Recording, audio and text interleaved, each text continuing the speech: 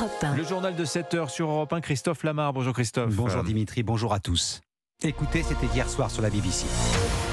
Hello, good evening. Welcome to BBC News, where in the last few moments we've received breaking news from Buckingham Palace, which has announced that the King has been diagnosed with cancer.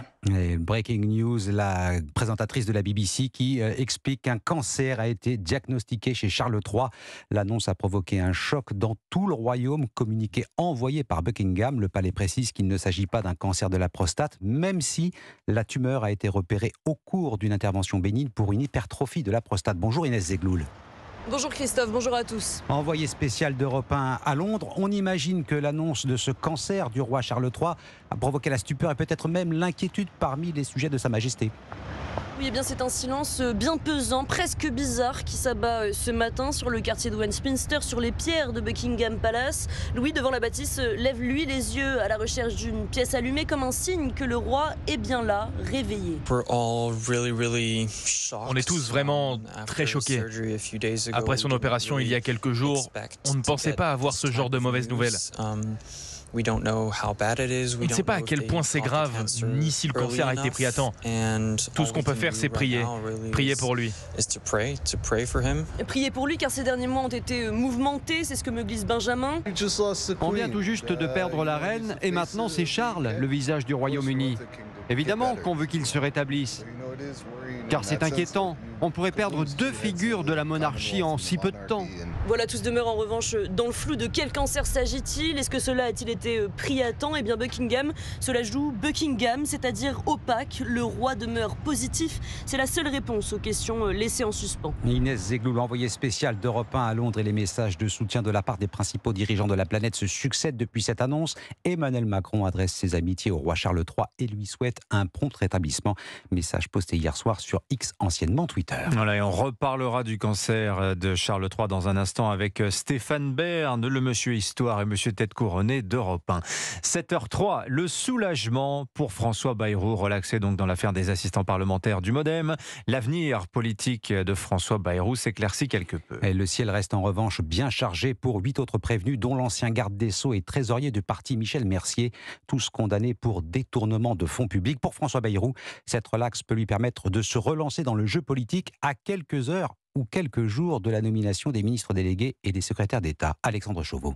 Éloigné des ministères pendant 7 ans, François Bayrou peut désormais regarder l'avenir avec sérénité. Sa relaxe accroît l'hypothèse d'un retour au gouvernement et alors que son nom circule pour prendre la tête du ministère de l'Éducation nationale, le président du MoDem ne ferme pas la porte. Il était hier soir l'invité du 20h de France 2. Le principe, précisément parce que vous êtes engagé, c'est de ne jamais rien écarter. Il y a un très grand trouble dans l'éducation nationale, pas depuis ce mois-ci. Je pense que c'est probablement le sujet le plus important que nous ayons à régler. La décision du tribunal autorise surtout François Bayrou à rêver à nouveau de l'Élysée, car le patron du MoDem n'a jamais totalement renoncé à ses ambitions présidentielles. Celui qui aura 76 ans en 2027 se rêve en Joe Biden français, en référence à l'âge avancé du chef d'État américain. Cela permettrait à son parti de continuer à peser au centre, bientôt orphelin d'Emmanuel Macron. Sa candidature engagerait ainsi le MoDem dans un rapport de force avec les autres partis de la Macronie, Renaissance et Horizon. Alexandre Chauveau du service politique d'Europe 1. La France s'apprête à rendre hommage aux victimes françaises du Hamas le 7 octobre dernier, hommage national prévu demain aux Invalides. Une cérémonie présidée par Emmanuel Macron, mais la présence annoncée de la France insoumise indispose certaines familles de victimes et pas seulement elles.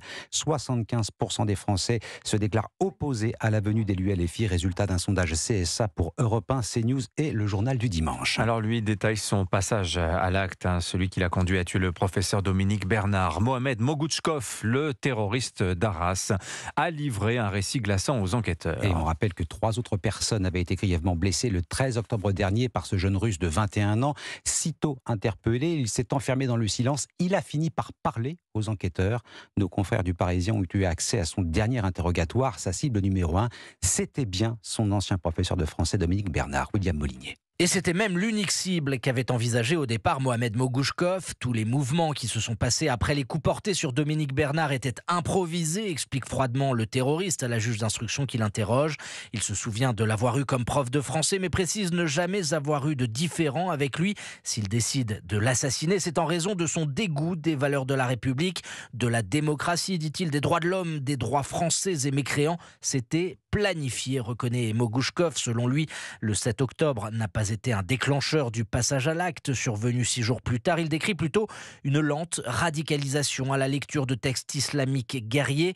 Puis un vendredi survient une pulsion mortifère. C'est pas juste rationnel, explique-t-il, c'est quelque chose de l'ordre du passionnel. En fin d'audition, Mogouchkov dédouane sa famille. Personne n'était au courant de ce projet, ni de près ni de loin. Affirmation qui doit encore être vérifiée par l'enquête. Son petit frère a lui aussi été mis en examen et écroué. William Molinier du service police-justice d'Europe 1. 7h06, l'Europe continue d'être secouée par la colère du monde agricole. Le blocage des autoroutes aux Pays-Bas, en Italie, plusieurs centaines de tracteurs italiens aux portes de Rome en attendant le grand rassemblement de vendredi. Manifestation contre la hausse des taxes et pour une meilleure rémunération ou encore la revalorisation des prix du lait. Alors le prix du lait, c'est justement ce qui mobilise les éleveurs laitiers français. Et plusieurs dizaines d'entre eux ont d'abord bloqué l'usine Lactalis près de Douai. Ils se sont ensuite rendus dans un hypermarché de Flers en Escrebieux pour aller s'attaquer aux produits du géant de l'agroalimentaire disposés dans les rayons. Reportage Maximilien Carlier, correspondant d'Europe 1 dans les Hauts-de-France. Des rayons vidés et des caddies remplis de lait, de beurre, de fromage, de yaourt. Tous de la marque Lactalis et parfois en promotion. C'est cela qui écœure Ludovic, éleveur laitier. Ça nous fait un peu chier parce que nous on n'arrête plus et eux c'est juste pour faire de la part de marché, pour faire du business. Et c'est surtout quand on voit les tarifs qu'on est dégoûté. Le lait Lactel là-bas à 1,26 € je crois, un truc comme ça. En demi-écrémé, là où nous on touche 40 centimes.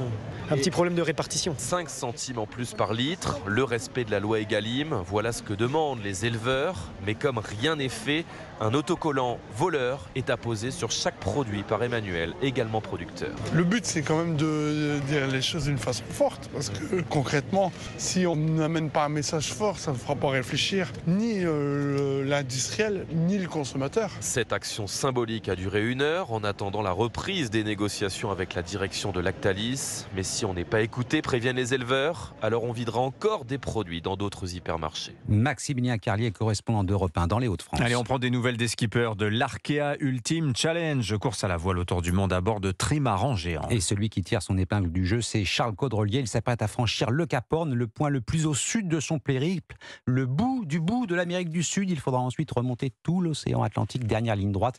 Mais il faut d'abord passer ce Cap Horn et c'est loin d'être anodin comme il l'a confié à Martin Lange. On se retrouve dans un endroit quand même un des plus exposés au monde pour naviguer, le Cap Horn, avec la cordillère des Andes de relief qui a une tendance à accélérer le vent. Donc pour les gens qui ne connaissent pas, qui regardent la météo peut-être sur internet, ils se disent bon, il n'y a pas tant de vent que ça. Mais quand ils annoncent 40-45 nœuds là-bas, il y a souvent déjà 10 ou 15 de plus minimum. Et surtout, aucune possibilité de s'échapper, de fuir en fait. Parce qu'au sud, j'ai cette zone de glace que j'ai pas le droit de passer. Je pense que celui-là, ça sera mon plus beau souvenir. Enfin, je l'espère en tout cas. Charles Caudrelier, joint par Martin Lange. Voilà, je rappelle, un nœud marin, c'est 2 km/h. À peu près. Voilà, donc des vents à 100-150 km/h, sympa. Merci beaucoup, Christophe Lamar, c'était votre journal. Il est 7h09 sur Europe.